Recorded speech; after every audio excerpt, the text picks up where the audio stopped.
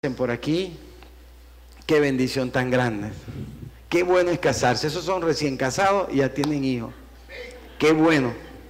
Por allá digo unos amén también, que es recién casado, pero este es un viejito recién casado. Ay, Señor. Carlos Alberto, bueno, igual que el papá Carlos, y él es Carlos Alberto. Qué bendición. Es una bendición los niños, de verdad. Yo le digo a Leide para tener otro, bueno, ella está pensándolo. Qué buenos son los niños. Es una bendición, porque crea en nosotros responsabilidad. Lo que pasa es que cuando estamos muchachos así, a veces no apreciamos la responsabilidad que tenemos. Pero quiero decirle que tener un hijo es una bendición porque los une más. ¿Entiendes? El diablo es malo. El diablo a veces separa a la gente, los matrimonios, para que sufran los hijos. Pero es una responsabilidad de los padres cuidar a estos niños. Usted no ve que este niño cuando llora usted tiene que darle el tetero o darle la teta, porque si no, no deja de llorar. ¿Por qué? Porque él no puede valerse de sí mismo. Para ustedes es una responsabilidad, como para el padre decir, si no tengo trabajo, tengo que buscar trabajo porque tengo que mantener a mi hijo. Eso significa una responsabilidad a veces forzosa, porque a veces somos flojos. Pero cuando vienen los niños decimos, tengo que trabajar, tengo que prosperar, tengo que montar mi bodeguita, tengo que montar mi abasto, mi empresa. Y uno, tú sabes, en este tiempo hay que pensar para poder mantener a nuestros hijos, que algún día le dejemos herencia. Qué bueno es cuando los padres dejan herencia. Y qué bueno es cuando no le dejan herencia, pero los hijos hacen herencia para sus hijos, porque a veces pasa eso.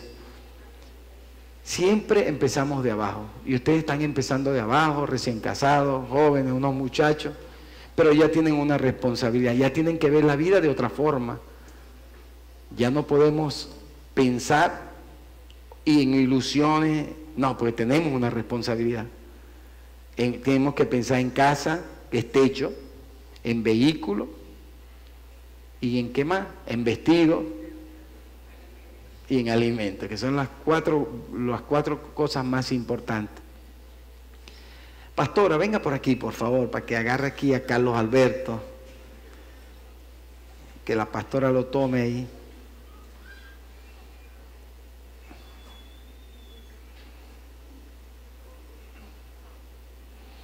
Vente por aquí, pastora. Voy a tomar un poquito de aceite porque yo quiero darle una palabra profética a Carlos Alberto. Iglesia, extienda su mano para acá porque esto va a ser profético. Padre, en el nombre de Jesucristo, Dios poderoso y Dios eterno, Señor, mira a Carlos Alberto. Desde hoy, desde este instante lo pongo en tus manos, Señor, para que sea bendecido por ti. Mira sus manitos, Señor. Algún día serán unas manos trabajadoras. En el nombre de Jesús, que todo lo que hagan estas manos en el futuro prosperen. En el nombre de Jesús. Dios, mira estos piececitos que son pequeñitos ahorita. Algún día, Señor, serán 40, 42, 43. Será un hombre, Dios mío, donde lleve el evangelio de salvación, donde tu palabra siempre estará en su boca, en el nombre de Jesús. Dios mío, declaro que las bendiciones le seguirán para donde él vaya, Señor, y que todo lo que haga prospera en el nombre de Jesús. Que él tenga, Dios mío, siempre para dar, que preste y nunca pida prestado. Dios mío, él es la bendición para sus padres, que la llegada de él es tan grande para ellos, que ellos serán bendecidos. Dios mío, te pido por su papá y por su mamá también, para que les sustentes y le dé todo lo que ellos puedan necesitar para mantener a Carlos Alberto. Dios mío, declaro que Carlos Alberto, Señor, siempre en el salón de clases será sobresaliente, será inteligente, sabio y de mucho conocimiento, y todo lo que él aprende lo pone por práctica. Padre, en el nombre de Jesús, Y declaro que después de que él ha sido preparado, Dios mío, en lo secular, será preparado en lo espiritual, para que lleve la palabra por todas partes, Dios mío, de esta nación y fuera de esta nación. Padre, en el nombre de Jesús, llénale de tu Espíritu Santo desde hoy. Y te pido, Dios mío, que tenga salud y un buen crecimiento. En el nombre de Jesús. Amén y amén. Bendecimos a Carlos Alberto.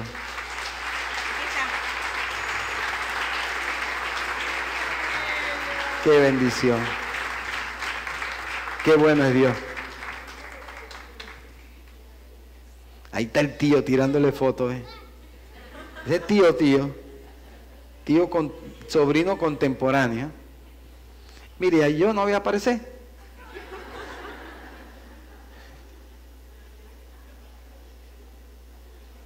Está cumpliendo años. Ahí está de cumpleaños también. Qué bueno es Dios.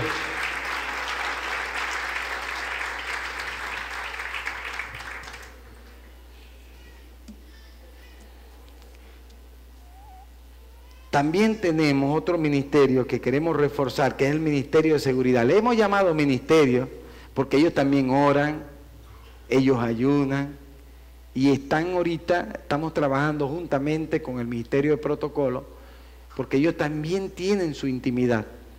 Yo sé que es probable que usted diga, oye, Ministerio de Seguridad, nunca lo he escuchado. Bueno, pero aquí lo hacemos como ministerio porque ellos también buscan en lo espiritual. Se ponen de acuerdo para orar, para levantarse a las 3 de la mañana, una hora específica, hacen cadenas de oración y es importante, evangelizan, toman el sector en las mañanas, en los domingos, usted ve que paran, ponen sus globos y todo el que pasa le regalan un lápiz, le dan un tratado, le dan la palabra, lo invitan a la iglesia y es una bendición, es un ministerio que también ejerce la palabra de Dios. Y en este lugar yo digo que no perdemos tiempo. Quiero decirles que tenemos casi 16 ministerios que están trabajando desde la seguridad hasta el mantenimiento. Qué tremendo. Las hermanitas ahí guerreras, voluntarias que están aquí prácticamente, son voluntarias, porque lo que le damos es algo ilusorio, pero es una bendición también, es una semilla, pero es un ministerio también. Quiero de verdad bendecir a la iglesia porque son ustedes trabajadores, aman la obra de Dios, aman al dueño de la obra también. Y lo que hacen, lo hacen desinteresadamente. Tienen pasión por las cosas del reino, tienen pasión por la predicación de la palabra, tienen pasión por los servicios que hacemos. Me gozo cada miércoles, cada viernes, ver la iglesia como un domingo. ¿Sabe por qué? Porque usted viene los miércoles, usted viene los domingos. No quiero que sean domingueros nada más. ¿Sabe por qué? Porque uno se enfría. Y somos tizones que tenemos que agruparnos. Al agruparnos nos damos calor, fuego. Cada vez que nos reunimos y tenemos alguna actividad, ejercemos fuego, fuego del Espíritu. ¿Por qué? Porque nos edificamos los unos a los otros. Y la idea es que nos edifiquemos en el conocimiento de la verdad. Hoy hay mucha palabra que no es de Dios, que hay que tener discernimiento de espíritu para digerirla. ¿Por qué? Porque estos tiempos son peligrosos. Y lo decía el apóstol Pablo. Pero a medida que usted viene a la iglesia, usted se prepara, usted entra a las clases de liderazgo, muy pronto dentro, creo que no más de un mes, vamos a estar inscribiendo las primeras clases también de metodología de multiplicación. Dios lo va a preparar para algo. Yo no sé si es para maestro, para pastor, para apóstol, para evangelista, para profeta, pero algo Dios lo va a preparar. Quiero decirles que desde muchos años pertenecía al Ministerio Unido Y ese ministerio aprendí a predicar, aprendí a leer la Biblia, aprendí a estar en comunión con mis hermanos. Cuando teníamos problemas los resolvíamos nosotros mismos. Maduramos en el Señor para que después me dijo, vente como pastor. Y cuando me dijo así, hice así por 6 años. Señor, aguántate ahí. Hasta que, listo, me dijo, ya es el tiempo. Después de 6 años pastoreando, porque tuve 6 años pastoreando, pero a la verdad no estaba pastoreando. Hasta que el Señor puso en sentir en mi corazón y nos llamó a fundar esta gran obra. Como ustedes lo saben, ya vía de escape, ya hay 4 iglesias en la ciudad. Y queremos, la de Puerto La Cruz está atrasada. Queremos tener vía de escape en Puerto La Cruz y quiero que decirle que aquí donde están los pastores. Créalo, iglesia, así es. Es aquí donde están los pastores. Y de repente usted diga, yo, pastor, pero uno no sabe si el Señor te dice, tú vas a ser el pastor. Como me dijo a mí, tú vas a ser el pastor, tuve que decirle, amén.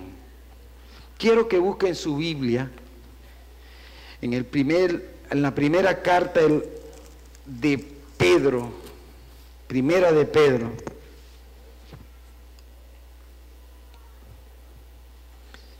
Capítulo 1, verso 23.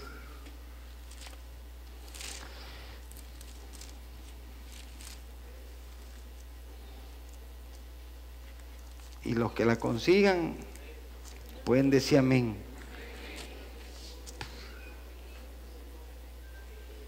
El título es Un llamado a una vida santa. Dios nos está llamando a una vida santa. Quiero leer del verso 23 hasta el verso 25. Dice la palabra de Dios de esta forma: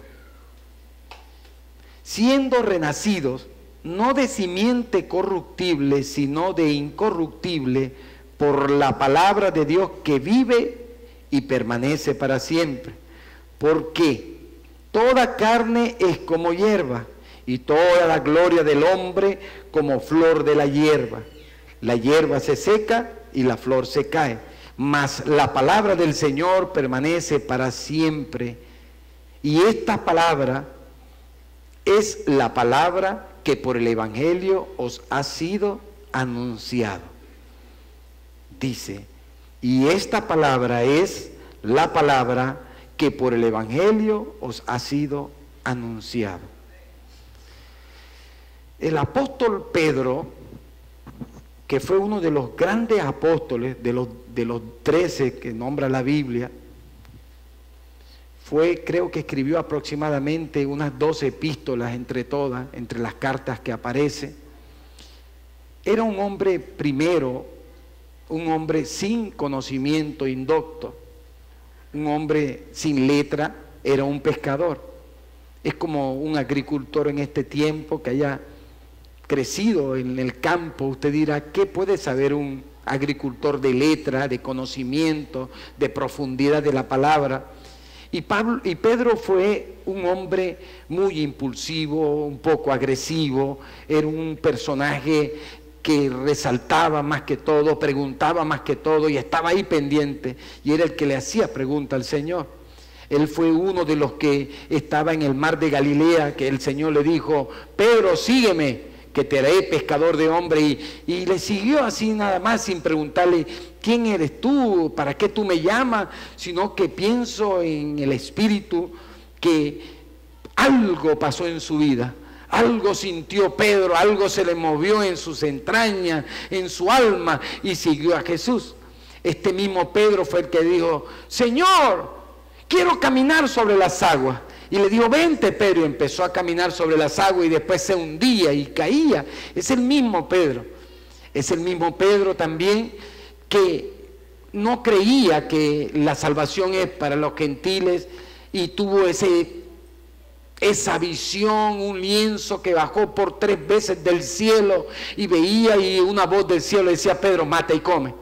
Señor, ninguna cosa inmunda y trado en mi boca. Era un hombre que respetaba la ley, una ley judaica que se mantenía. Después que creía en el Señor, la mantenía. El mismo Pedro que cuando vinieron a buscarlo, que le tocaron la puerta, unos gentiles, fue con ellos porque en el Espíritu le dijo, anda con ellos. El mismo Pedro que no quiso entrar a la casa y les dijo, como ustedes saben, yo soy judío y para nosotros es inmundicia entrar. Y entonces Cornelio le dijo, yo recibí una visión.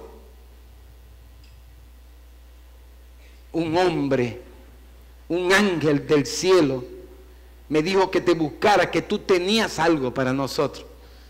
Ese mismo Pedro, entendiendo la visión, empezó a hablarles de Jesús.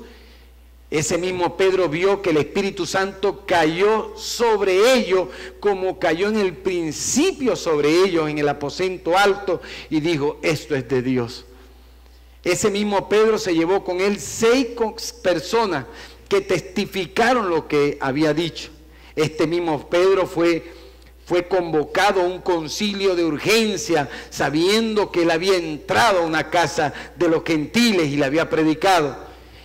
Ese mismo Pedro se defendió junto con los 6 que había llevado, y ellos testificaban y decían que la manifestación del Espíritu Santo vino sobre ellos y empezaron a hablar en lengua tal cual como nosotros.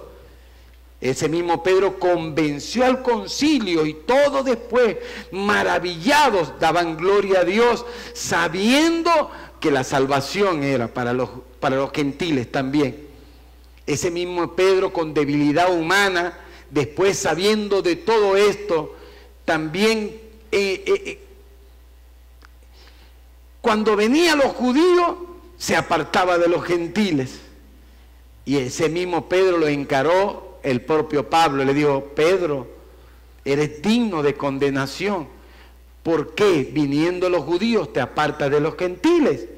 ¿Acaso Jesús no murió por ellos también? Tenía miedo. Era un ser humano tal cual como nosotros, en nuestras debilidades, en nuestras fallas. Ese mismo Pedro mantuvo la predicación del Evangelio. En su primera predicación hubieron 3.000 convertidos. Un hombre que nunca se había parado en un púlpito, nunca había predicado una multitud, ni el Señor Jesús hubo una predicación donde se habían convertido tanto. Este mismo Pedro dio un discurso detallado de que cuando Jesús fue crucificado hasta que partió del cielo, ese mismo Pedro dio un segundo discurso y 5.000 personas creían en lo que decía. Ese mismo Pedro le llamaban el apóstol de la esperanza. Pedro fue un hombre que marcó la diferencia.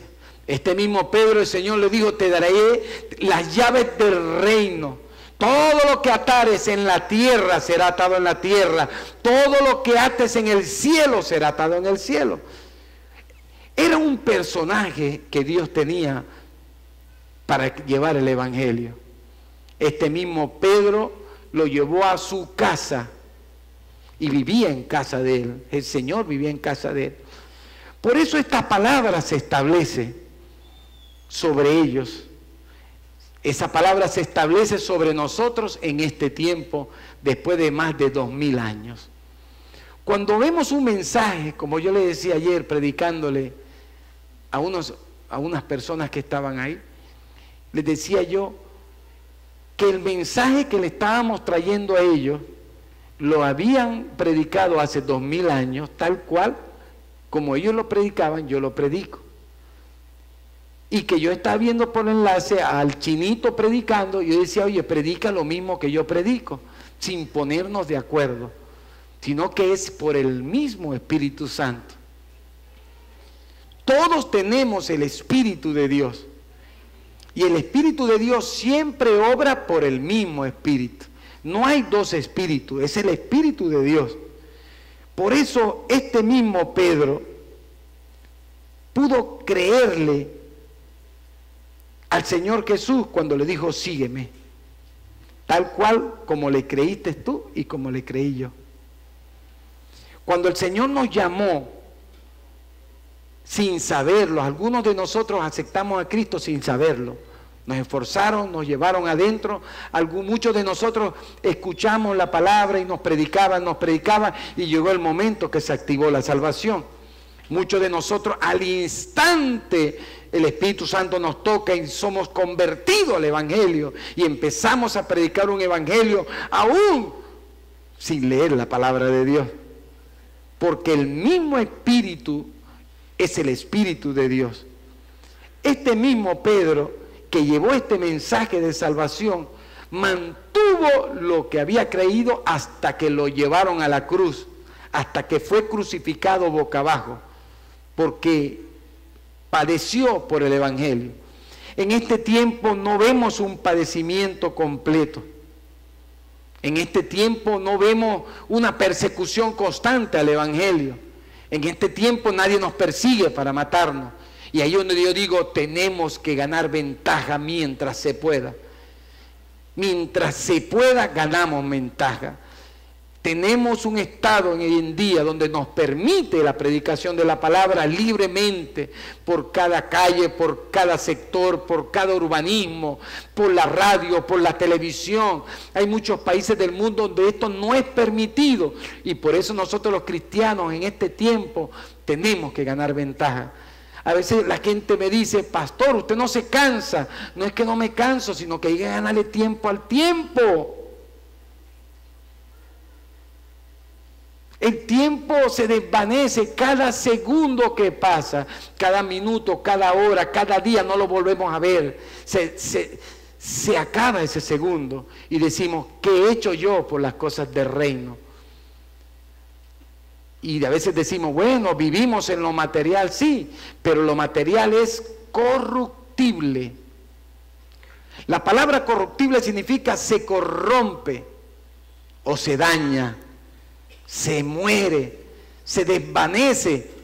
Por eso dice la Biblia que fuimos renacidos, no en lo corruptible, porque si renacemos es porque veníamos de lo corruptible a lo incorruptible. Cuando decimos incorruptible es algo que no se corrompe, algo que no se daña, algo que se mantiene eternamente. Cuando el Señor Jesús predicaba y enseñaba, hablaba de las cosas del reino más que de las cosas de la tierra. Si vinieron dos diciéndole, Señor, dile a mi hermano que reparta la herencia conmigo. ¿Qué le dijo el Señor? ¿Acaso he venido yo a repartir herencia? ¿Acaso yo vine a buscar lo material? Usted vio, el Señor Jesús no tenía una casa donde descansar. No tenía un lugar donde Él diga, voy a mi casa a descansar. No. Los que lo seguían, Él le decía, mira, ve, yo me acuesto aquí debajo de una mata. Esta es mi almohada, mira, ve. Y la gente se impactaba. Ah, porque era Dios. Este mismo Jesús nos decía que cada día trae su propio afán y a veces usted nos ve afanados por algo y afanados, pero cada día trae su propia preocupación. A veces estamos bien y nos preocupamos por algo que ahora es que falta. Entonces la traemos a nuestra memoria y nos preocupamos porque tenemos que estar afanados, preocupados por algo. Y el Espíritu Santo es el que nos guía a toda verdad. Cuando creemos todo esto,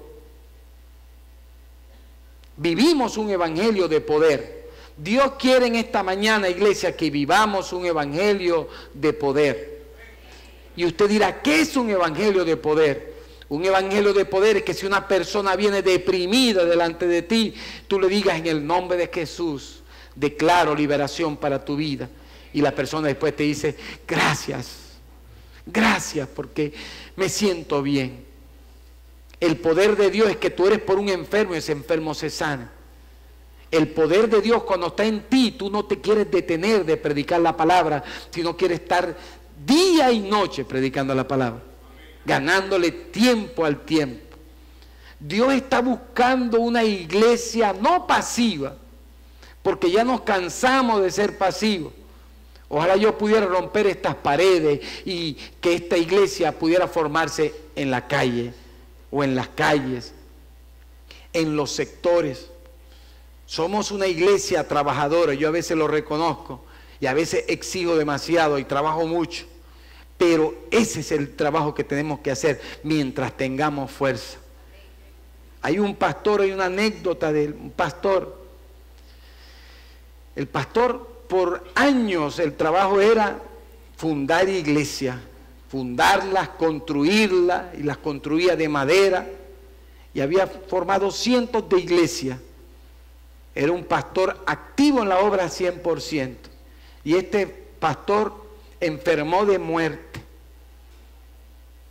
Y el hijo le decía, que era pastor: papá, quédate descansando. Y él le decía: no puedo quedarme, tengo que terminar la última iglesia que estoy construyendo. Y empezaba ese viejito a pararse, ese pastor que amaba la obra de Dios y amaba al dueño de la obra. Y iba, y el hijo, papá, pero no puede. Y decía: tengo que ir. Terminó la iglesia y todavía iba a los servicios. Le decía: papá, vas a morir pronto. Tienes un cáncer terminal. El médico dice que tienes que descansar. No voy a descansar. Y lo único que decía: un alma más para Cristo. Déjame ganar un alma más para Cristo. Déjame formar un alma más. Y ese pastor iba y predicaba la palabra, partió con el Señor, pero la enseñanza más grande que pudo darle a su hijo como pastor, que la obra es primero que todo. La obra de Dios, iglesia, la obra se establece sobre este planeta, y el Señor Jesús en lo corruptible no estaba ahí, en lo incorruptible. El Señor Jesús decía: pongan la mirada en las cosas del cielo, en la de arriba. No ponga la mirada en las cosas de la tierra. ¿Y por qué Jesús decía esto? El mundo ofrece mucho y no da nada. A veces las bendiciones se hacen maldiciones. He visto mucha gente en bendición, pero cada vez que Dios bendice a una persona, la persona tiene que afirmarse más en las cosas del reino para que la bendición se mantenga y no sea una maldición. He visto mucha gente que a través de una bendición se hace una maldición porque se apartan de las cosas del reino. Primero son las cosas del cielo. Primero es el reino, dice la Biblia. Busca el reino de Dios y su justicia, y todas, dice, las cosas serán añadidas. Cuando tú pones la mirada en el cielo, ya no te preocupes por el carro, por la casa, nada. Dios te va a sustentar. Dios es el dueño del oro y de la plata, iglesia. Pon las cosas en las cosas de arriba, que permanecen para siempre.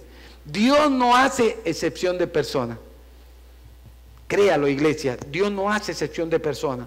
Dice aquí en el capítulo 23, dice: siendo renacidos, no de simiente corruptible, sino de incorruptible. ¿Qué significa? Que somos nacidos de nuevo, somos renacidos por la palabra de Dios que vive permanentemente para siempre. Y después dice y explica clarito y dice de esta forma: toda carne es como la hierba, es como el monte. Usted corta el monte y se seca, se pierde rápidamente, se desvanece, se rompe en el tiempo. Y él dice que la carne es como la hierba y la flor se cae, dice, mas la palabra del Señor permanece para siempre. Y esta es la palabra que por el Evangelio os ha sido anunciado. El Evangelio que hemos aprendido se nos fue anunciado. Así como fue anunciado, nosotros tenemos que anunciarlo a otros. La palabra incorruptible, esto significa que no se corrompe o no es corrompido, no se daña. Es como cuando usted dice: estos jueces deben ser incorruptibles, deben ser justos, porque manejan justicia. Cuando un juez es corrupto, es vulnerable a cualquier tentación de la carne, al amor al dinero. Por eso dice la Biblia que la raíz de todos los males es amor al dinero. Amor al dinero, ¿qué significa? Trabajar de la mañana hasta la noche y tener y ser rico. No es. Amor al dinero significa trabajar, ahorrar, comprar. No es amor al dinero. Usted puede trabajar, usted puede enriquecerse, todo bajo el principio, bajo la ley, todo bajo el fundamento, bajo la constancia, bajo la honradez, es de Dios. Pero una persona que ame al dinero y quiera hacerse rico bajo circunstancias de asesinato, de droga, de tráfico, de ilegal, es amor al dinero. Cuando una persona ama tanto al dinero, es capaz de matar por el dinero. Cuando una persona es estable, dice, no, yo no puedo matar a una persona ni por todos los millones del mundo, yo apretaría un gatillo. ¿Por qué? Porque hay temor de Dios sobre la persona. El amor al dinero es la raíz de todos los males, pero nosotros los cristianos nos establecemos en el trabajo, en la honradez, en el estudio, en la superación, en ser los mejores. Claro que sí. ¿Por qué? Porque tenemos el Espíritu Santo, tenemos el Espíritu de Dios, por eso somos los mejores. En el tiempo pasado José era el mejor y el más sobresaliente de todo Egipto. ¿Por qué? Porque estaba sobre él el Espíritu Santo. Yo le digo a los adolescentes, a los muchachos jóvenes, a los que están estudiando en la UDO, en el pedagógico, en las universidades, estudien, prepárense. Y que digan que ustedes son los mejores estudiantes, que sean el mejor de la promoción. ¿Por qué? Porque tienen el Espíritu de Dios, tienen el Espíritu Santo. Y así ustedes van a tener su buena casa, su buen carro. No es pecado que usted tenga un carro de último modelo. Si usted tiene para comprarlo, cómprelo. No es pecado que usted tenga la mejor casa de aquí de la ciudad. Es bueno. ¿Sabe por qué? Porque van a decir, ese es cristiano. Yo cuando era empresario, la gente pasaba, los hermanitos, y decían, esa empresa es de un evangélico, de un hermanito cristiano. Y ellos lo decían, pero porque decían que los cristianos todos eran pobres. Antes decían eso. Fuimos a evangelizar y un muchacho me dijo, cónchale, pero yo veo un poco de carros buenos que entran ahí, a mí me da cosa entrar para allá, me da pena. Yo le digo, no, hijo, ¿cómo va a decir si todos éramos pobres y nos hicimos ricos? Lo que pasa es que cuando tú empieces a ir para allá, te vas a hacer rico y después vas a entrar con tu carro. Me dijo el muchacho en el evangelismo que él veía puros carros buenos para acá. Yo le digo, bueno, pero ese es bueno, pero tú puedes ir. Y él no viene porque le daba pena. Pero yo le dije, mijo, nosotros de los pobres nos hicimos ricos. Entra a ese lugar para que te hagas rico. Y somos ricos en Cristo Jesús. Somos ricos. Y Pablo, que era una persona estable, porque yo veo, de todos los apóstoles, Pablo era el más estable. Pablo decía a una persona, así como prosperas tú, que prospere tu alma, un equilibrio. Si voy a ser estable en cuanto a lo económico, tengo que ser estable en cuanto a lo espiritual, muy estable. Entonces, ¿qué creemos en este lugar? Que el Evangelio trae su propia fuerza. Dios quiere preparar una iglesia poderosa en esta ciudad y quiero decirle que somos nosotros. Dios quiere preparar una iglesia en esta ciudad y son las que quieran trabajar. Nosotros somos de los que transmitimos ánimos a otros. Hace mucho tiempo estaba hablando con un pastor. Me dijo, hábleme, pastor, de su iglesia. ¿Qué estás haciendo? Dime, estoy desanimado. Estoy cansado de tanto trabajar. No veo resultados. Y empecé a hablarles del ministerio. Empecé por el centro de rehabilitación. Después empecé por la ayuda hacia los indigentes, hacia los de la calle, hacia los pobres. Le hablé del hospital, le hablé del grupo GAS, de los muchachos de los tribunales, que del tribunal nos está mandando a nosotros a darle las charlas antidroga. Imagínense. Esto es del cielo, papá. Eso es honra. ¿Sabe lo que significa? Que el Estado está reconociendo.